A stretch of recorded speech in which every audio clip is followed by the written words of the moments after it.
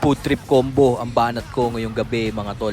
At nagluto ako ng Angus beef burger, air fry lechon manok at homemade fries. Talaga namang umaatikabong food tripan to mga boss, kaya di ko na patatagalin to. Simulan na natin sa pagsisibak ng sibuyas. Hiwain lang natin ng maninipis to, tas set aside. Dito naman tayo sa 2 pirasong patatas natin mga boss at hihiwain natin to gamit tong fries cutter na mabibili nyo sa ating yellow basket. Check out nyo na lang boss kung matripan nyo, tas yan kunin na natin, tas salin natin dito sa stainless food pan. Lagyan natin ng tubig, saka natin asinan. Dito naman tayo sa ating 1 kilong Angus steak mga tol. Kunin lang natin 2 piraso dyan, sabay hiwain natin ng ganyan para di mahirapan yung ating food processor pag sinalang natin tumamaya. Tas yan, sabon muna ako ng sangkalan para makita mo ang ganap na kalinisan par. Sabay lagay na natin dito sa food processor tong ating baka, sabay grind. Tas yan, salin na natin dito sa food pan mga tol. Tignan mo naman, purong-puro yan. Saka natin timplahan ngayon ng salt and pepper.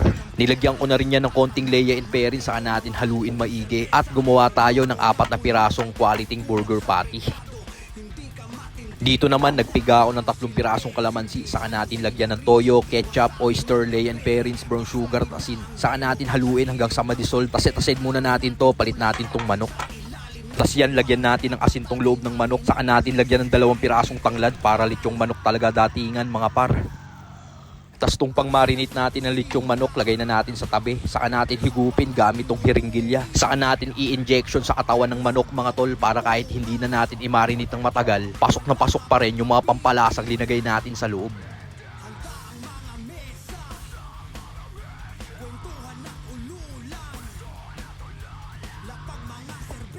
Tas yan, lagay natin sa pinagmarinatan mga tol. Saka ko linagyan ng minced garlic para mas mabango pag nakasalang na sa ating air fryer. Tas yan, butasan lang natin yung lambi ng manok at dyan natin ipapasok tong legs ng manok mga boss. Tignan mo naman, napaka-solid na ng marinate Tito Otits dyan par. Tas yan, salang na natin dito sa ating air fryer mga boss, 180 degrees sa 20 minutes. Dito naman, banlawan na natin tong nakababad nating fries, tas air dry muna natin to at umedis na tayo ng kalan. Lagay tayo konting mantika, saka natin lagay tong homemade Angus beef patty natin.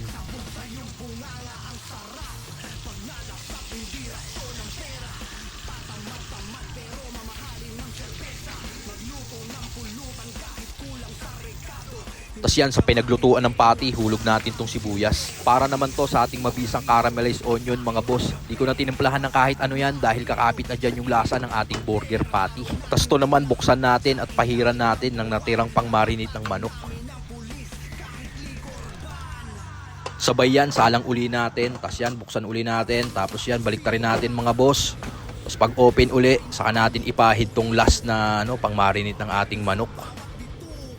Tas yan, lasalang na yan mga tol, mga 5 minuto na lang yan at edis ulit tayo ng kalan. Lagay tayo bago mantika at nung uminit, ulog na natin tong fries. Tas yan, halu-haluin lang natin mga tol, wala namang special dyan, french fries lang yan. Syempre, wag mo lang susunugin at nung okay na, syempre hanguin na natin to. Sabay yan, asinan na lang natin, pinakapampalasa nya. Ito naman, gawa na tayo ng burger dressing mga tol. Mayonnaise, tomato ketchup, leya and perins at honey lang yan. Sabay haluin natin, tas set aside. Palit naman natin tong pickles, tas hiwain natin ng ganyan at lalagay rin natin yan sa ating burger. Tas set aside muna natin to, edis naman tayo ng kalan at mag-init na tayo ng ating mga burger buns mga boss.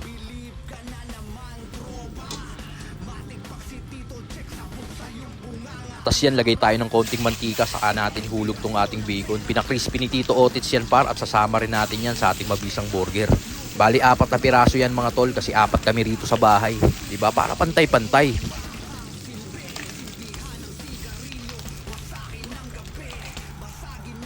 Tas yan, assemble na tayo mga boss. Lagay tayo ng burger dressing, sunod tong lettuce, tas tong ating Angus beef patty. Tas follow upan agad natin ng caramelized onion at pickles yan. Sabay patungan natin ng crispy bacon at isang sliced cheese. Diyos ko po par, napaka-solid nito. Yun no. Kung solid yan mga boss. Tas yan, assemble na rin natin tong natitirang 3 mga boss. Same procedure lang din naman yan. Naglagay tayo ng burger dressing, tas lettuce, tas tong napakabisa nating homemade Angus beef burger patty. Tas follow upan na rin natin yan ng caramelized onion, pickles, tas tigi-isang crispy bacon at tigi-isang sliced cheese. Talaga namang parang tinatampal-tampal yung mukha mo sa sarap niyan par.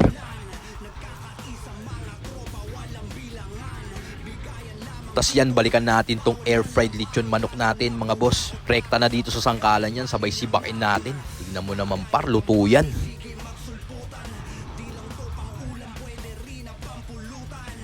At yan na nga mga tol, tapos na ako magluto ng on the spot food trip combo natin. Nakagawa tayo ng air fried lechon manok, Angus beef burger at homemade fries. So paano mga tol? Tara! Bakbaan na natin to. Yon mga tol, ngayong gabi, nagawa natin mabisang food trip. Nakagawa tayo ng Angus burger. Tapos to naman yung ating lechon manok. Tapos meron din tayong fries. Siyempre kahit alin dyan mga tol, pantay-pantay yan. Angus patty. Tapos nilagyan natin to ng caramelized onion, pickles, sliced cheese, tsaka crispy bacon. Tikman na natin.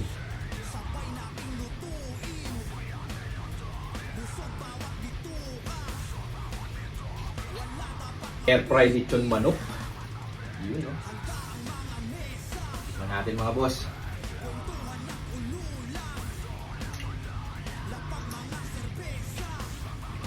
Masarap sa kanin to.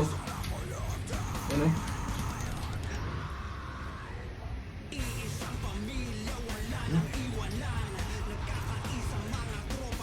Sarap.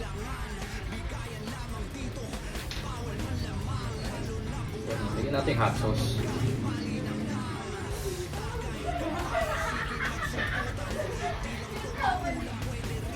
Dito naman tayo sa fries, oh.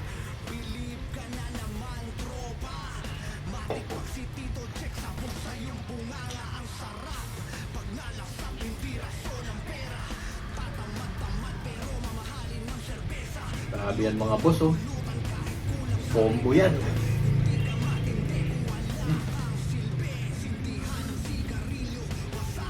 Ito mga tolo, puro gandang to.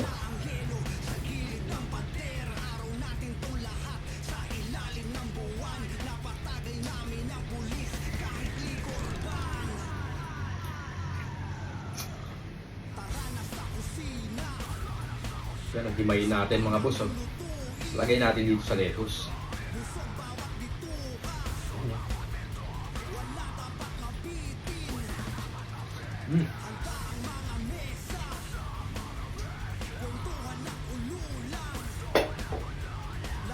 Yun, salamat nga pala sa Pound Town sa pagpapadala sa akin mag-isang shirt.